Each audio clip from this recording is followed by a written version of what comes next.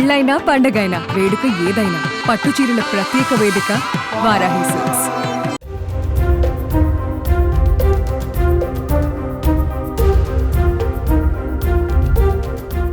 Breaking news. ఇప్పటి వరకు పాకిస్తాన్లోనే అంతర్యుద్ధానికి సంబంధించినటువంటి వార్తలను మనం చూసాం.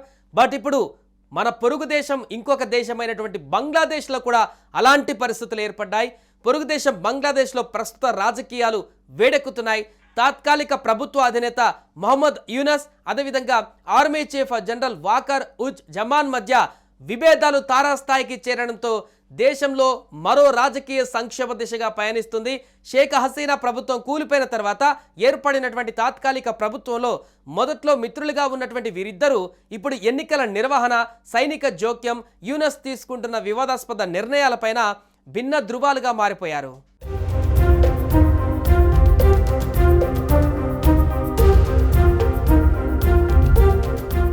గతేడాది ఆగస్టులో భారీ విద్యార్థి నిరసనల నేపథ్యంలో షేక్ హసీనా పదవిని విడిచి దేశం విడిచి వెళ్లిపోయిన సంగతి తెలిసిందే.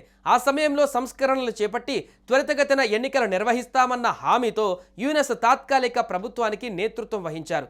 తొలినాళ్లలో ఆర్మీ చీఫ్ జనరల్ వాకర్ ఈ మార్పును సమర్థించినప్పటికీ ఎన్నికల నిర్వహణలో యూనస్ జాప్యం చేయడం, శిక్షపడిన ఇస్లామిస్ట్ నాయకులను, బంగ్లాదేశ్ రైఫిల్స్ తిరుగుబాటుదారులను విడుదల చేయడం వంటి చర్యలతో ఇరు వర్గాల మధ్య దూరం పెరిగింది.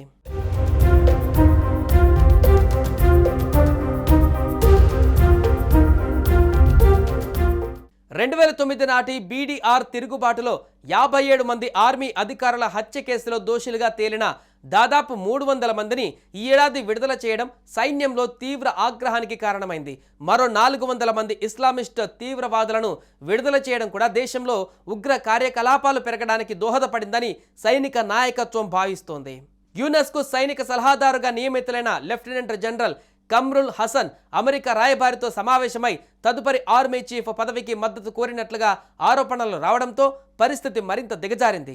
ఇది సైనిక నిబంధనల ఉల్లంఘనగా భావించిన జనరల్ వాకర్ హసన్ను తొలగించాలని మే 11న ప్రయత్నించగా యూనస్ ఆదేశాలను అడ్డుకున్నారు.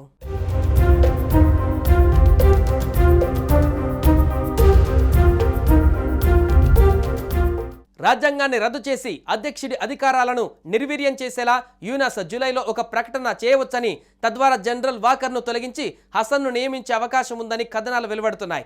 దీనికి ప్రతిగా జనరల్ వాకర్ నౌకాదళం, వైమానిక దళం, నిఘా వర్గాల మద్దతు కూడగొడుతున్నట్లుగా సమాచారం.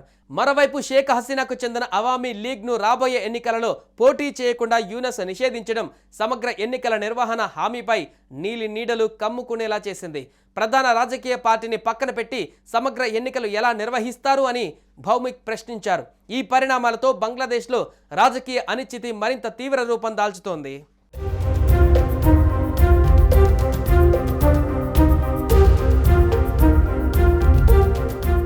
సుమన్ టీవీలో మీ పర్సనల్ అండ్ బిజినెస్ ప్రమోషన్స్ కోసం కింది నెంబర్కి కాంటాక్ట్ చేయండి.